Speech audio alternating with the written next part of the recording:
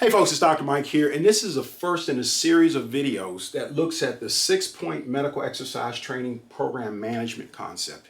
Now folks, we've been teaching our MES for 26 years.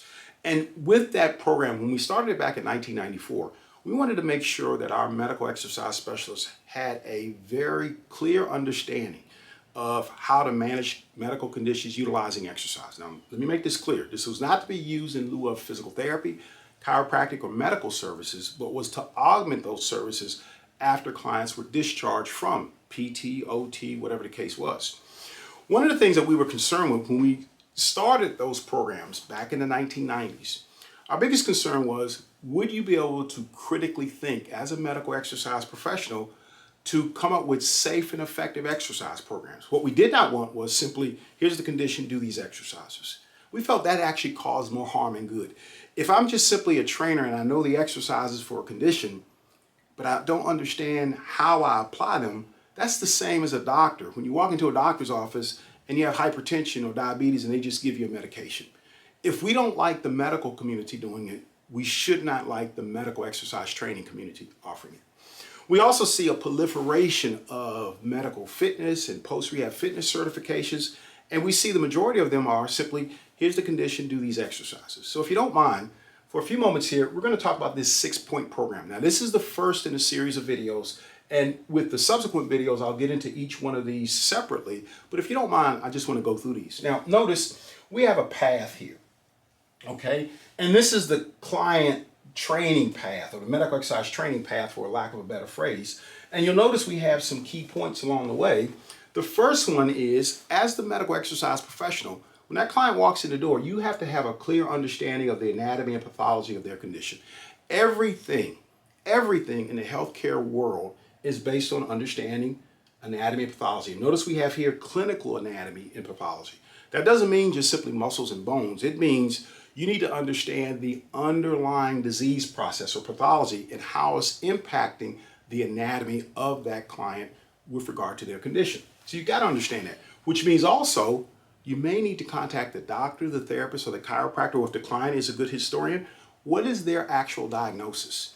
The idea of utilizing the phrase, they have a shoulder condition, or they have a knee condition, folks, that doesn't cut it anymore. Because what you may do for a shoulder condition, when we actually find out it's a meniscal tear, may be something that if we find out that shoulder condition actually was something else, we may find out the general exercise you gave the client is making them worse. There is a difference between the management for a meniscal tear and an ACL tear. You've got to find out specifically what's going on with that client. So we need a clear understanding of the anatomy and pathology. Number 2, recognize the contraindicated activities and exercises. So not only what exercises you shouldn't do, but what activities the client is doing on a daily basis that you need to minimize or limit for the client. That becomes important. Number 3, understand the key assessment procedures that need to be used on that client. What key areas do you need to assess based on your understanding of the client's clinical anatomy and pathology of their condition? This makes a huge difference. If you're assessing the wrong thing, you never can tell if the client is getting better or not, but you also don't know if the client is appropriate for the exercise program. Number 4, incorporate the indicated activities and exercises. So when you find out what the client's condition is, based on the anatomy and pathology of that condition and your understanding of medical exercise training guidelines, what are the activities that are good for this client? What are the exercises that are good? So notice we say activities and exercises. Activities, let's say it's a client that has a disc herniation. Obviously, we don't want them sitting. That would be contraindicated. But we do want them, they will have to sit if they're working. Maybe they get up every 15 to 20 minutes and do some type of spinal extension exercises. So that's an indicated activity for them. The exercises, obviously, we're going to incorporate the indicated exercises into the program. And we want this program to be safe and effective, which means we may phase in certain exercises along the way. In the early stages, we may not do certain exercises, but in the later stages, we may add these exercises. So it's important that we understand number 4. Number 5, understand progression guidelines and functional goals. So if we're doing all of this, where are we going? What are our short-term and long-term goals with this client? What are our guidelines for progressing the client along the way? And then lastly, use a protocol-based approach. That simply says, folks, that this shouldn't be just a hodgepodge that you've thrown together.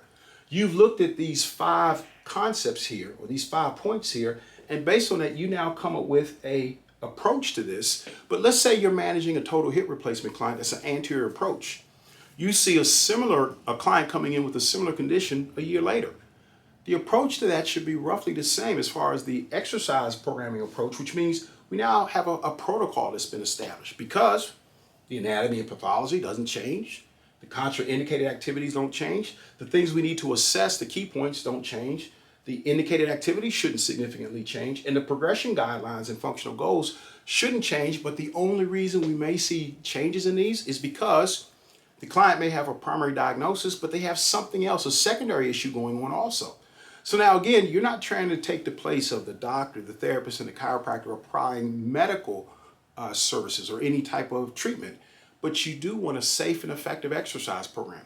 And eventually over time, we should see that what's done for a total hip replacement client in Fort Worth, Texas, is something similar done by a trainer for that client in Seattle, Washington, or what's done by medical exercise specialists here in the United States is very similar to what's done in Europe. The only differences will be if the client has secondary issues going on.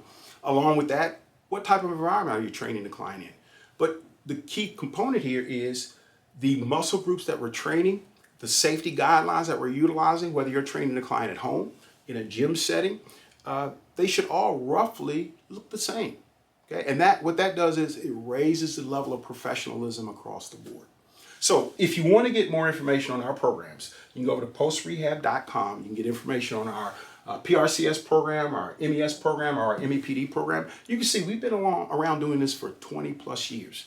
And I think along the way, we've helped medical exercise professionals across the world on 6 continents build successful practices, develop relationships with medical professionals, and most importantly, produce outcomes for their clients. And that's where this 6-point program comes in.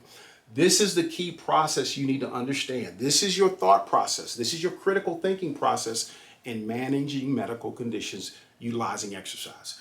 If your educational programs aren't giving you this, they're not preparing you to be both competent and confident in managing medical conditions utilizing exercise. So all the best. Again, if you want more information, go to postrehab.com and please tune in and also click the link below to actually join our list of subscribers so that you can get the next in a series of videos on this 6-point program.